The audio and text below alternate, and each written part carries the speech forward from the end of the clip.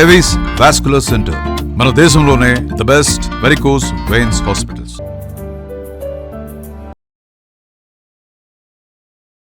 ఇండియాలో మొదటిసారిగా క్యారిమాక్స్ టెక్నాలజీతో తయారు చేయబడిన ayurvedic diabetic toothpaste Sensora Diadent diabetic toothpaste. Description లో లింక్ ఉంది, వెంటనే ఆర్డర్ చేయండి. నమస్తే అమ్మా. నమస్తే అమ్మా జయలక్ష్మి. అమ్మా, నాగదోషం ఉంది ఆ, అని మనకి ఎలా తెలుస్తుందమ్మా? దానికి సంబంధించి సంకేతాలు ఏమైనా తెలుస్తూ ఉంటాయా మనకి? అంటే నాగదోషం ఉంది అనేటటువంటిది సంతానం లేకపోవడం అనే దానివల్ల ఒకటి తెలుస్తుంది. లేదా సంతానం కలిగి నిలవకపోవడం అనేది తరచుగా తరచుగా అయితే గర్భస్రావాలు అవ్వడం, లేకపోతే పురుట్లోనే పిల్లలు పోవడం, ఎన్ని రకాల ప్రయత్నాలు చేసినా వైద్యం సహాయం తీసుకున్నా కానీ సంతానం అభివృద్ధి చెందకపోవడం, ఇటువంటి వాటన్నిటికీ కూడా నాగదోషం వల్ల అవుతుంది అంటారు. ఈ నాగదోషం అంటే ఏమిటి, అదే చాలా మందికి సందేహం కదా. వాళ్ళు కానీ వాళ్ళ పూర్వులు కానీ పెద్దలు కానీ ఎవరైనా నాగుపాముని చంపితే, కట్ల పురుగు అవి కాదు, నాగుపామును సర్పం ఉండి పడగ మీద కృష్ణుడి పాదాలు ఉండేటటువంటి సర్పాన్ని, దాన్ని చంపిన, లేదా సర్పాలు రెండు కలిసి ఉన్న సందర్భంలో చూసిన, ఒక మనిషికే సిగ్గు లేదు కానమ్మా, జంతువులన్నీ కూడా కలిసినప్పుడు ఇంకోటి చూడడానికి ఇష్టపడవు. చాలా చాలా సిగ్గుపడతాయి అవి, ఎవరు చూడకుండా ఉండాలని అనుకుంటాయి వాటి కలయికని.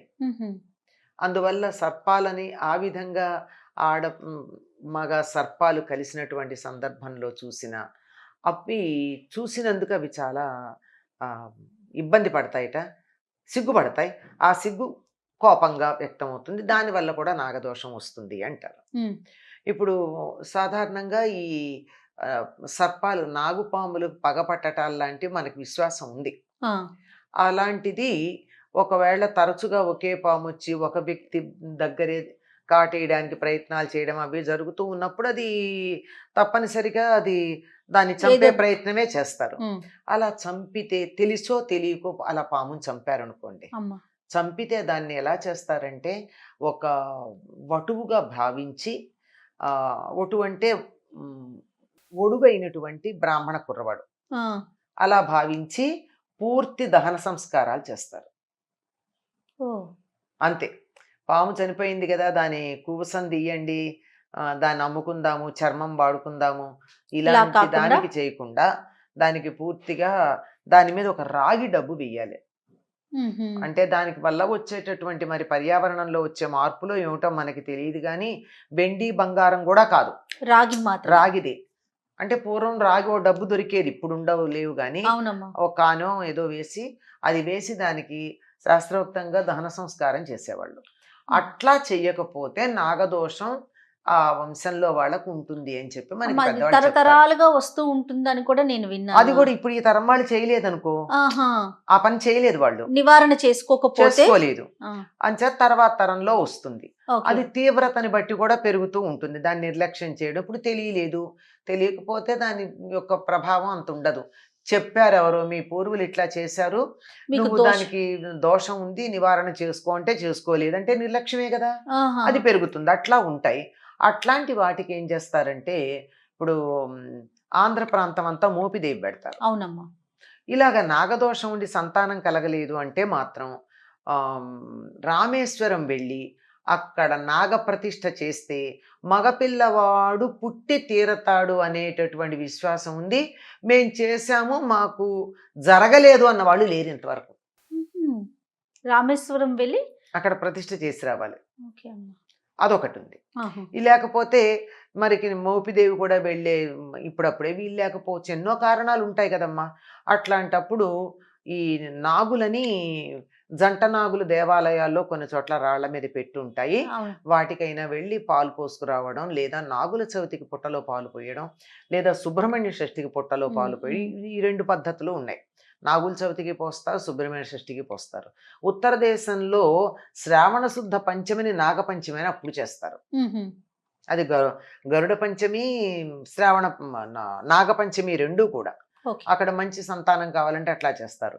ఇంకా కొంతమంది ప్రతి చవితికి కూడా చేస్తారండి. శుద్ధ చవితికి 12 చవితులు. ఎందుకంటే సంతానం కావాలని, నాగదోషం పోవాలని. ఈ పుట్టలో పాలు పోసినప్పుడు మాత్రం తప్పనిసరిగా కొన్ని నియమాలు పాటిస్తారు. అది నాగుల చవితి నాడు పాటించే నియమాలే. ఇవి పాటించటం వల్ల ఆ నియమాలు ఏవైతే ఉన్నాయో విన్ని ఆశ్చర్యం కలుగుతుంది. ఇవన్నీ కూడా ఒక స్త్రీకి గర్భధారణకు అడ్డుపడేటటువంటి శారీరక పరిస్థితుల్ని పరిష్కరించేవి. ఏమిటమ్మా అవి? వండిన పదార్థం తినకపోవడం, చలిమిడి, చిమ్మిలి ఇవి తినడం. ఇప్పటికి కూడా ఆడపిల్లలకి నెలసరిలో తేడా గనక వచ్చినట్టయితే చిమ్మిలి పెడతారు అవునమ్మా. కదా. అవును. మరి అక్కడ ఏదో ఆ గైనిక్ సిస్టంలో తేడా ఉండే కదా సంతానం కలగటం లేదు. కనుక గైనిక్ సిస్టమ్ చక్కగా ఉండాలి అంటే చిమ్మిలి తినాలి. నువ్వు తినంటే తినవు గనక దేవుడికి నైవేద్యం పెట్టి అదే తిని ఉండు ఈరోజు అన్నారు. అలాగే పచ్చి చలిమిడి అంటే రాత్రి బియ్యం నానబెట్టి ఆ బియ్యం కొట్టి తడి పిండి ఉంటుంది, ఆ తడి పిండిలో బెల్లం కలిపి చలిమిడి చేస్తారు, వండరు. ఈ చలిమిడి కూడా తినాలి. ఎప్పుడు కూడా చలిమిడి ఎందుకు పెడతారమ్మా అమ్మాయికి? చలవ కోసం కడుపు చలవ అంటారు. కడుపు చలవ అంటే కడుపు అంటే డైజెస్టివ్ సిస్టమ్ కాదు, కడుపు అంటే గైనిక్ సిస్టమే. అంతే కదా. అమ్మాయి కడుపుతో ఉంది అంటే ఏమిటి అర్థం? అంతే కదా. అంతే కదా. నీ కడుపు పండుతుంది అంటే అర్థం ఏమిటి?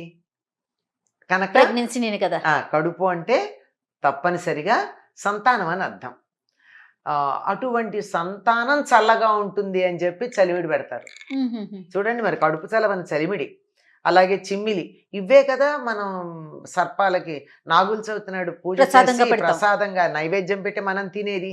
ఈ రెండింటి వల్ల ఏం జరుగుతుందంటే గర్భధారణకు అడ్డంగా ఉండేటటువంటి ఆరోగ్య పరిస్థితులు చక్కబడతాయి. ముందు డాక్టర్ల దగ్గరికి వెళ్ళి సంతానం కలగట్లేదంటే అమ్మ నీకు రెగ్యులర్గా వస్తాయా అని అడుగుతారు. అవునమ్మా. రెగ్యులరైజ్ అయితే సగం సమస్య తీరినట్టు. ఆ రెగ్యులరైజ్ అవ్వడానికి పనికొచ్చే ఈ రెండు దేవుడి పేరు చెప్పి తినమని చెప్పారు మన వాళ్ళు. ఎంత ఇదిగా చెప్పారు. మరి నాగదోషం ఉంటే సంతానం కలగదు అంటే ఈ నాగులు అంటే ఏమిటి? మనకు అసలు రెండు ఉన్నాయి అనుకోండి, నాగులు వేరు, సర్పాలు వేరు. ఈ రెండింటికి తేడా ఉంది, అది పెద్ద శాస్త్రం, అక్కడ దాకా అక్కర్లేదు అనుకో. అయితే ఈ నాగుల చవితి నాడు మీరు పొరపాటున కూడా సర్ప చవితి ఇంకో పదం వాడం. అవునమ్మా, నాగుల చవితి అనే అంటాం. సరిగ్గా గనక చూసినట్టయితే దోషం ఉంది అంటే అది పురుషుడికి సంబంధించింది అయి ఉంటుంది.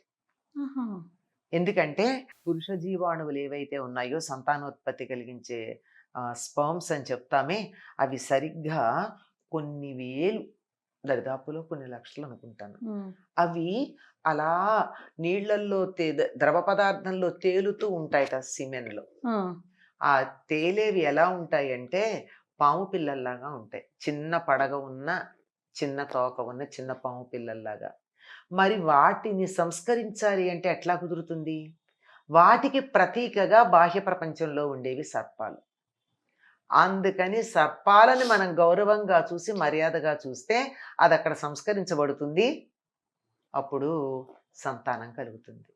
ఎంత సంబంధం చూసారమ్మా, ఎక్కడికి ఎక్కడ సంబంధం పెట్టారు చూడండి. ఇది ఇంత సైన్స్ సామాన్య మానవులు మా బుర్రకి ఎక్కదండి బాబోయ్, ఇదంతా ఈ కాంప్లికేటెడ్ అంటే అంటారు కదా. అందుకని నీకు ఈ కాంప్లికేషన్స్ ఎందుకు? నీకు కావలసిన సొల్యూషన్ తీసుకో. సంతానం లేదా నాగప్రతిష్ఠ చేయి, లేదా పుట్టలో పాలుపై, లేదా నాగుల చవితికి నియమబద్ధంగా ఉండు. అసలు వీటన్నిటికీ మూలం ఇంకోటి ఉంది. ఎక్కడ పడితే అక్కడ మనకి జంట నాగులు బొమ్మలు కనపడడానికి కారణం మనమంతా నాగజాతి తెలుగు వాళ్ళు. నాగజాతి మనం. అంటే మన పూర్వుడైనటువంటి శాలివాహనుడు, తెలుగు వాళ్ళ మూల పురుషుడు శాలివాహనుడు కదా. శాలివాహనుడికి ఒక ఏడాది పిల్లకి దేవతా సర్పం వచ్చి గర్భాన్ని కలిగిస్తే అప్పుడు పుట్టినటువంటి వాడు శాలివాహనుడు. ఏడాది మీద ఒక్కరోజు ఉన్న పిల్లకి సంతానం కలిగింది, అతను శాలివాహనుడు. ఇదంతా వేరే కథ. అది కాబట్టి మనమంతా నాగజాతికి పూర్వులు అలా ఉన్నారు. అమ్మాయి బ్రాహ్మణ కన్య, దేవతా సర్పం. దానికి ఒక కారణం కూడా ఉంది ఎందుకు కలిగింది ఇదంతా అని. అట్లా ఇవంతా కూడా ఈ నాగ సంబంధంగా మనకు అమ్మ కనపడుతుంది. కళలో కూడా ఎక్కువగా సర్పాలు కనిపిస్తూ ఉంటాయి. అవును. దాన్ని కూడా దోషం కింద పరిగణించాలమ్మా? ఫ్రాయిడియన్ థియరీ ప్రకారం సర్పాలు కనపడుతున్నాయి అంటే తీరని కోరికలు అంటాడు ఆహాహా.